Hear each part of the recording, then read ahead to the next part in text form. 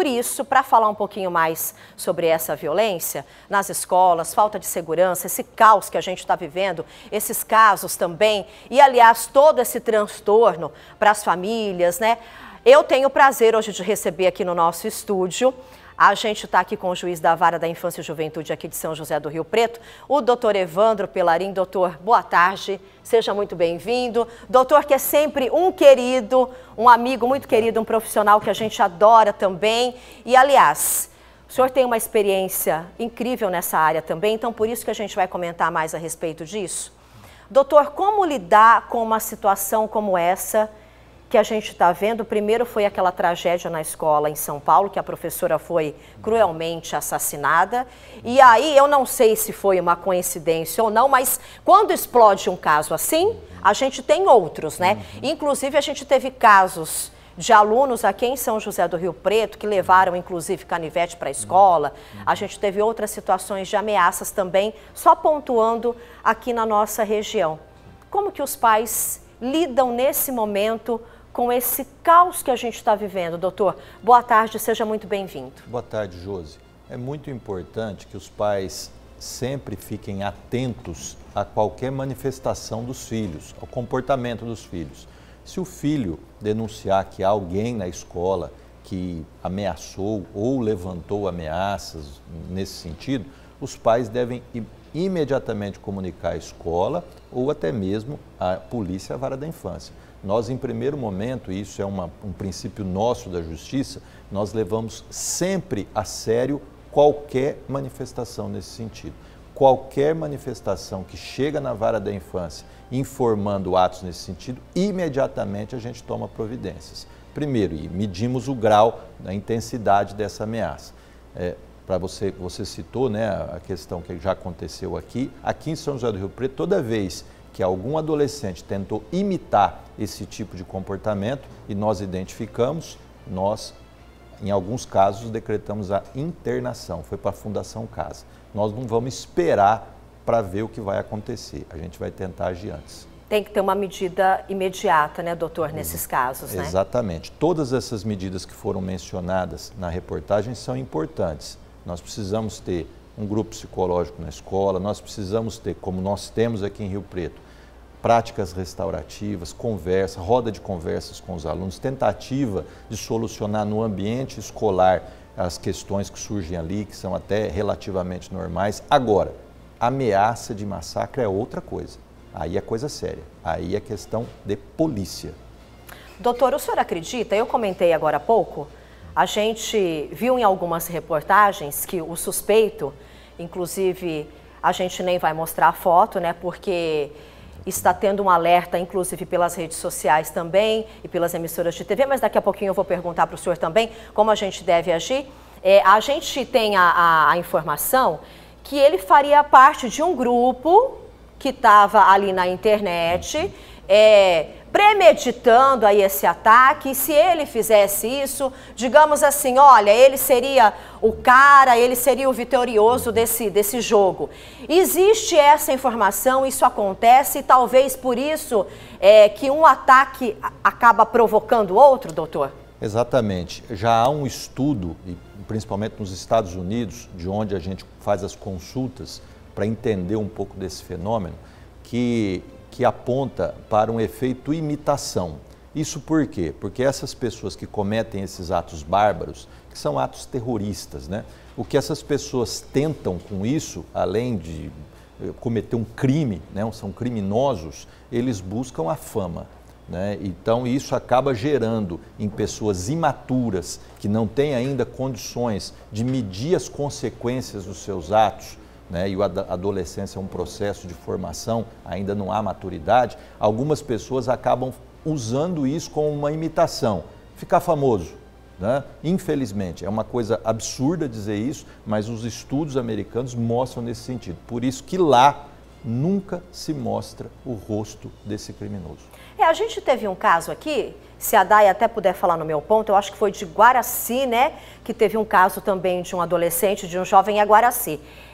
não lembro agora a idade dele, mas estava armado também, estava planejando aí um ataque à escola também, 20 anos, um jovem de Guaraci, porque ele queria ficar famoso. Inclusive, ele foi preso pela polícia, ele disse isso, que era o sonho de ficar famoso, de aparecer, de estourar aí nas redes sociais. Então, tem tudo a ver, né, doutor? Por isso que ocorreu primeiro de São Paulo, a gente teve outros casos que apareceram em todo o Brasil, inclusive na nossa região, e agora esse massacre de maneira muito cruel lá em Blumenau, né? Exatamente, é exatamente isso, Josi, esse efeito imitação.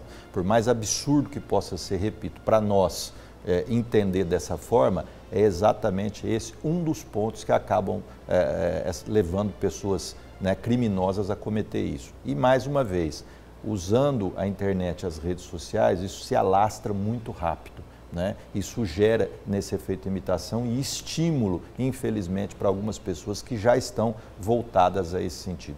É bom frisar também, Josi, que nenhum ato de bullying, nenhum ato de humilhação justifica qualquer medida dessa. Não, jamais. Tanto que esses adolescentes que sofrem bullying nas escolas, nós também imediatamente agimos, quando demandados, para evitar que cresça qualquer sentimento de vingança na escola.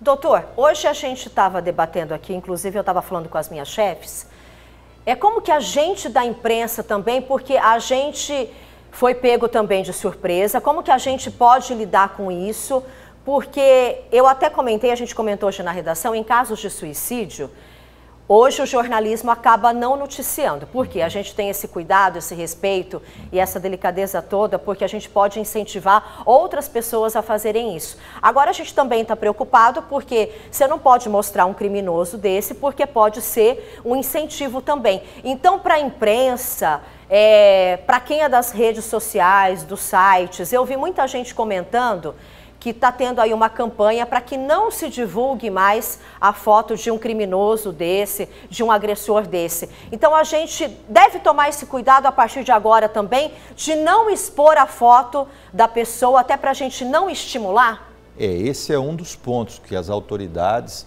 e os especialistas estão indicando em relação à imprensa. É evidente que a imprensa tem que noticiar. A comunicação social é um direito de todos, um dever de quem faz a comunicação. Agora, a comunicação também há regramentos éticos, né? E um desses, que é muito importante para a segurança pública, é jamais deixar que essa pessoa que busca, né, esse tipo de exposição, que ela consiga. Então, jamais mostrar foto ou imagem de pessoas que cometem esses crimes. Doutor, diante de tudo que a gente está vivendo agora, a gente comentou aqui sobre a situação de São José do Rio Preto e você falou que, é claro, você age aí corretamente, tem que punir realmente o adolescente. Esse é o caminho também, mas para os pais, como que a gente pode passar uma orientação nesse momento tão delicado? Eu mostrei a reportagem outro dia, que o adolescente levou um canivete para a escola. Eu não sei se os pais tiveram conhecimento ou não, creio que não também. Mas uma atenção redobrada, conversar com o filho nesse momento, para que a gente não tenha uma situação de caos, né? Porque o menino levou o canivete para a escola, a colega viu, depois criou aquele transtorno todo. Sim. Como que a gente pode, nesse momento, os pais principalmente ficarem atentos? E até os profissionais da educação também. Sim, nós também temos que evitar o pânico, até para que a gente possa trabalhar e não só as autoridades, como os pais também educar de uma forma tranquila, né? Senão nós não conseguimos, viram, né, um pânico generalizado, isso não ajuda. Aliás, é isso um dos objetivos que essas pessoas que cometem esses atos terroristas, criminosos, almejam, criar o pânico. Então nós temos que exatamente fazer o contrário do que elas, né? Nós temos que lamentar, nós temos que, como todos nós estamos de luto, né?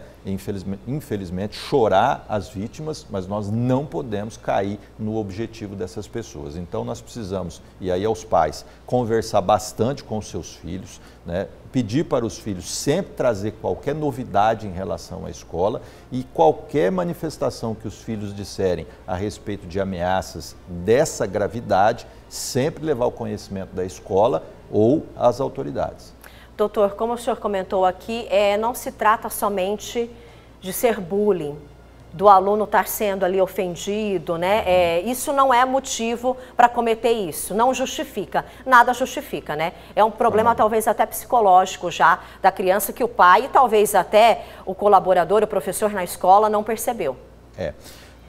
Nossa literatura criminal, a literatura da psicologia forense também, Josi, às vezes eu vejo algumas matérias e muitas vezes se justifica em algum comportamento desviante mental, mas na nossa literatura, na experiência, o que nós temos, e aqui falando diretamente, são criminosos. Nós temos muitas pessoas com problemas de distúrbios, alguma doença mental, que não praticam isso. Aliás, é a regra, né? Aliás, na regra criminal, as pessoas que são inimputáveis, que são aquelas pessoas que são consideradas, né, realmente fora do seu juízo, é uma quantidade ínfima, absolutamente quase desprezível. Então, a regra são de pessoas criminosas, é a marca da maldade mesmo. Então, nós temos que fazer essa distinção, porque senão também a gente corre o risco de justificar também atitudes criminosas bárbaras como pessoas desequilibradas. Não, são pessoas criminosas, que buscam, às vezes, objetivos muito maldosos como esse, o de ficar famoso. Doutor, e aí como que a gente pode, o que teria que ser feito, na verdade, em relação até a lei também, gostaria do seu ponto de vista em relação a isso, medidas mais severas, mais enérgicas também para a gente tentar coibir isso, doutor, porque não só o acompanhamento lá na escola, porque a gente sabe que tem que melhorar, tem que ter projetos em relação a isso, psicólogo acompanhando também, mas eu acho que não é isso somente, né? A gente tem que ter medidas mais enérgicas também. Exatamente, medidas concretas no sentido da segurança. Nós temos que tomar as medidas de boa convivência, cultura de paz nas escolas, mas nós não podemos descuidar da segurança. Eu sou a favor, né, uma opinião pessoal, de que os policiais, militares, civis ou a nossa guarda municipal, nós não podemos esquecer da guarda. A guarda é uma força importantíssima no município. Eu sou a favor da atividade delegada, quer dizer, o município ou o estado não precisa gastar tanto na contratação de novos policiais, mas que esses policiais possam ser remunerados pelo município ou pelo estado em atividade delegada para fazer a segurança das escolas. Eu sou a favor de policiais nas escolas. A forma como isso vai ser feito pode se discutir, mas eu acho o seguinte, as crianças são o nosso maior patrimônio, né? No sentido de patrimônio emotivo. Elas merecem toda a nossa segurança. Isso é uma das medidas que eu entendo como urgente e necessária.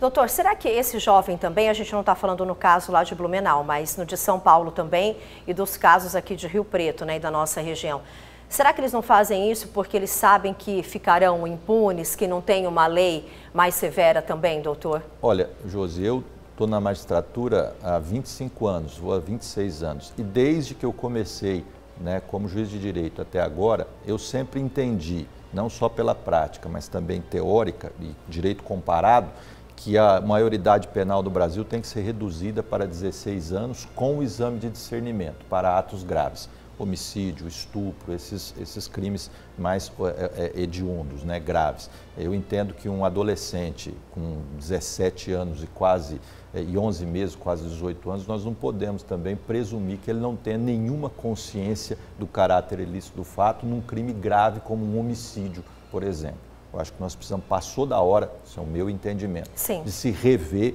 a legislação, a Constituição, esse dispositivo está na Constituição, rever e trazermos, no caso dos adolescentes, a maioridade para 16 anos. E para crimes graves como esse, né, há um projeto agora do senador Sérgio Moro que está correndo para punir atos preparatórios desse tipo de criminalidade, até no caso dele, criminalidade organizada, mas nós também devemos pensar isso, porque hoje a internet está sendo um campo muito forte, muito fértil de preparação para esse tipo de ataque hediondo. Nós precisamos começar a tentar punir esse tipo de comportamento também.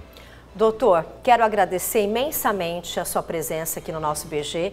É sempre um prazer recebê-lo. Obrigada pelas orientações, pelas informações. Gostaria que o senhor deixasse uma mensagem aqui geral para os pais aqui de toda a nossa região, também aqui de São José do Rio Preto e de outras cidades que nos acompanham, em relação, até para tranquilizá-los também, em relação à escola, a essa violência toda e também, de uma maneira geral, como agir com os filhos nesse momento agora que é tão delicado.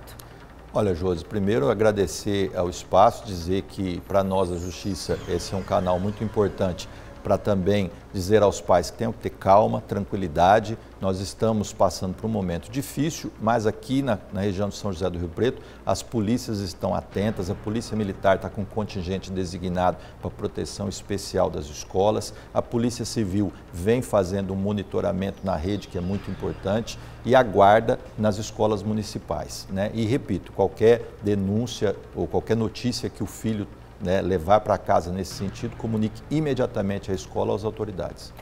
Doutor, muito obrigada. Obrigado, Júlio. Feliz Páscoa para o senhor, para toda a família. Deus o abençoe. Amém. Muito obrigada, viu? Amém. Pode sair por ali. Obrigada, doutor.